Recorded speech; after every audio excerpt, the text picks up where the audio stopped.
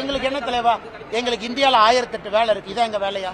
தமிழ்நாட்டில் 1008 வேலை இருக்கு, இதான் எங்க வேலையா? நீங்க பாருங்க அண்ணன், இங்க பாருங்க, மரியாதைக்குரிய அண்ணன் எடப்பாடி பழனிசாமி அவர்கள் தமிழ்நாட்டினுடைய எதிர்க்கட்சி தலைவர். அவருடைய கட்சி தொண்டர்களால் அங்கீகரிக்கப்பட்ட ஒரு தலைவர். தெளிவா இப்ப உங்களுக்கு சொல்லிடுறேன். எதிர்க்கட்சி தலைவராக இருக்கிறாங்க, முன்னாள் முதலமைச்சராக இருந்திருக்கிறாங்க, அவர்களுடைய தொண்டர்களால் அங்கீகரிக்கப்பட்ட தலைவர். அந்த கட்சிக்குள்ள இருக்கக்கூடிய பிரச்சனைக்குள்ள நான் போலிங்க. தொண்டர்கள் வர்றாங்க, பொதுச் செயலராக ஏத்துக்கிட்டாங்க.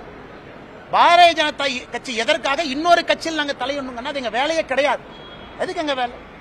மரியாதைக்குரிய அண்ணன் எடப்பாடி பழனிசாமி அவர்கள் எதிர்க்கட்சி தலைவராக உள்துறை அமைச்சர் ஐயாவை போய் பாக்குறாங்க, பேசிட்டு வர்றாங்க. நாங்க எப்ப இன்னொரு கட்சிக்குள்ள நாங்க பூந்து அதே வேலை கிடையாது. அண்ணே 2021 இருந்து இந்த ஸ்டாண்டர்ட் நான் சொல்றேன், மேல இருந்து பாரதிய ஜனதா கட்சி இன்னொரு கட்சியை அழித்து வளரும் என்று நினைத்தால் பாரதிய ஜனதா கட்சியும் அழிந்து விடும் என்று தொடர்ந்து சொல்லியிருக்கேன். ஆர்கானிக் growth தான் பாலிடிக்ஸ்ல நிற்கும். பாரதிய ஜனதா கட்சி எந்த ஒரு கட்சியும் அழிச்சு வரமாட்டோம், எந்த ஒரு கட்சியும் மேனிபுலேட் பண்ணி வரமாட்டோம். ஜனநாயகம் என்பது 2000 வருஷமா இருந்துச்சு, இன்னும் 10,000 வருஷம் இருக்கும். ஆனால் நாங்கள் எந்த கட்சி தலைமை கிட்ட எங்கேயும் போக மாட்டோம். யாரோ பிளைட் ஏறி வர்றாங்க, யாரோ யாரையோ பாக்குறாங்க. ஆனால் உங்களுடைய முடிச்சுக்களுக்கு நான் எப்படி பதில் சொல்ல முடியுங்கன்னா, எடப்பாடி அண்ணனை பத்தி நான் சொல்லிட்டேனே, மரியாதைக்குரிய எதிர்க்கட்சி தலைவர், அந்த கட்சியினுடைய பொதுச் செயலாளர், அவங்க தொண்டர்களோட கட்சி நடத்துறாங்க. அவங்களுக்கு இருக்கக்கூடிய கோர்ட் கேஸ் அவங்க பிரச்சனை. இதுல எங்களுடைய பாத்திரம் எங்க வந்துச்சுங்கன்னா, கடைசி கேள்வி எடுத்துக்கலாமானே? அதுதான் பதில் சொல்லணும்ல. திராவிட முன்னேற்ற கழகத்துக்கு எதிராக தமிழகத்திலே அதிக போராட்டங்களை நடத்தியவங்க யாரு? பாரதிய ஜனதா கட்சி. திமுகவுக்கு எதிராக அதிக டிஃபமேஷன் கேஸ் 1440 கோடி ரூபாய் யார் மேல இருக்கு? என் மேல. கடந்த 4 ஆண்டுகள்ல தமிழகத்தில் ஒரு கட்சி தலைவரின் மீது அதிக எஃப்ஐஆர் போட்டிருக்காங்க. நான் எனக்கு செகண்ட் காம்படிஷன் இல்லை, நான் தான் ஃபர்ஸ்ட். இந்த செகண்ட் ரேஸே இல்லை. எனக்கு போடப்பட்ட எஃப்ஐஆர்ல 10% கூட எனக்கு பின்னாடி இருக்கிற தலைவர் மேல போடல. வீட்டு கொடிக்கம்ப பிரச்சனை ஒன்னு அனலைஸ் பண்ணி பாருங்க. திராவிட முன்னேற்ற கழகத்தை தீர்க்கமாக எதிர்த்து தினமும் பேசுறது யார்? ஊழலை வெளியே கொண்டு வர்றது யார்? ஒரு ஊழலாக சுட்டி காட்டுவது யார்? இங்கிருந்து டெல்லிக்கும் அங்கிருந்து பிரச்சனையை தீர்ப்பது யார்? ஆனா என்ன போச்சுன்னா, வாய் வியாபாரிகளுக்கு என்னன்னா, மாமனார் பணம் இருக்கு, கொளுத்து போய் கிடக்குறாங்க. மைக் இருக்கு, மைக் ஓசியில வந்துருது. மாமனார் பணம் பின்னாடி இருக்கு, என்ன வேணாலும் பேசலாம். அது தமிழ்நாட்டு அரசியலுடைய சாபக்கேடு. அவங்க எங்க வேலை பார்த்தாங்க? சர்வீஸ் பண்ணாங்களா? 10 ஆண்டு காலம் மத்திய அரசுக்காக உயிரை துச்சமென மதிச்சு புல்லட்டை எதிர்த்து நின்னாங்களா? கிடையாது. சோசியல் சர்வீஸ்னா என்னன்னு மக்களுக்கு அடிப்படையில், என் காலேஜ் முடிச்சோடனே ஒரு பிரைவேட் கம்பெனிக்கு வேலைக்கு போனா இதுவரை தனியார் நிறுவனத்தில் 1 ரூபாய் நான் சம்பாதிச்சது கிடையாது. 1 ரூபாய். ஏன்? பிரைவேட் கன்சர்ன்ல எப்பவுமே போனதில்லை. டே 1ல இருந்து அரசு வேலையில் இருக்க, டே 1ல இருந்து.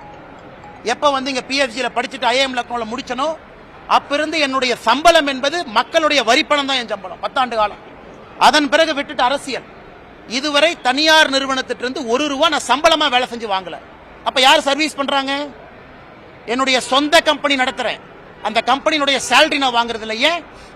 சேலரி வாங்கினா கான்ஃபிளிக்ட் ஆஃப் இன்ட்ரெஸ்ட் வரும். நான் இன்னைக்கு பஞ்சாயத்து தலைவர் கூட கிடையாது, இதெல்லாம் நான் பேச மாட்டேன். தனிப்பட்ட பிரச்சனையா இருந்தாலும் நீங்க கேட்கிற கேள்விக்காக நான் பேசுறேன்.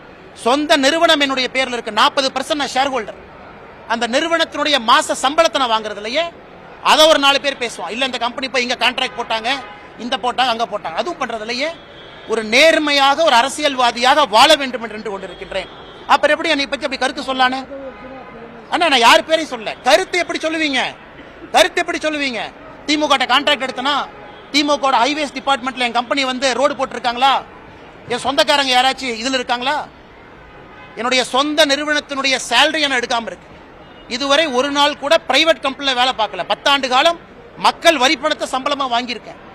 என்னுடைய ஹிஸ்டரி உங்க முன்னாடி நின்று இருக்கு. இன்னும் 2 வாரம் கழித்து நான் எங்க இருப்பேன், தனிநபராக என்ன செஞ்சுட்டு இருக்குங்கிறது முக்கியம் கிடையாது. இன்னைக்கு வரைக்கும் நான் வாழ்ந்த வாழ்க்கையை பாடமா உங்க முன்னாடி வைக்கிறேன். ஏன்? அரசியல் சுத்தம் செய்ய வேண்டும் என்பதற்காக ஒரு வேலையை விட்டுட்டு வந்திருக்கு. பேட்ச்ல என்னுடைய ரேங்கை பாருங்க. ஐபிஎஸ் பேட்ச்ல நான் கடைசியாலாம் வரல, என் ரேங்கை போய் பாருங்க. 2011 ஐபிஎஸ் பாஸ் அவுட்ல ரேங்க் என்ன? Rank number 2. அத்தனை பேருக்கு ரேங்க் நம்பர் 2ல நீங்க 150 பேர் இருக்கக்கூடிய ஐபிஎஸ் ஆஃபீஸர் இருந்தா இந்தியாவில் எங்க போவீங்க? அது உங்களுக்கு தெரியும். எதற்காக 9 வருஷத்துல வித்துட்டு வந்தேன் அது எனக்கு தெரியும். நான் ஏதோ சராசரியாக அப்படியே தேய்ச்சிக்கிட்டு கல்யாணமா என் மாமனார் கொடுத்த காசுல வண்டி ஓட்டிக்கிட்டு அதுல 2 நிறுவனத்தை நடத்திக்கிட்டு லாட்டரி வித்துக்கிட்டுலாம் இல்லைண்ணே. சொந்தமாக உழைச்சு உங்க முன்னாடி நின்று சுயம்பாக பேசிட்டு இருக்கேன். எந்த காட்ஃபாதரும் கிடையாது, 0 காட்ஃபாதர். அதனால மிக பெருமையா இருப்பேன். கொஞ்சம் வாய்ப்பேச்சு அதிகம், எனக்கு கொஞ்சம் குறும்பு அதிகம், கொஞ்சம் தன்மானமும் வைராகியமும் கொஞ்சம் அதிகம். அப்பப்ப பிரச்சனை மாட்டிக்கிறேன். அதுக்காக பிரச்சனை வந்தாலும் தன்மானத்தையும் வைராகியத்தையும் எப்ப விட மாட்டேன். எந்த பிரச்சனை வந்து தனி மனிதனாக விவசாயம் செஞ்சாலும் திரும்ப வந்துகிட்டே தான் இருக்கும். செய்திகளை உடனுக்குடன் தெரிந்து கொள்ள உடனே சப்ஸ்கிரைப் பண்ணுங்க.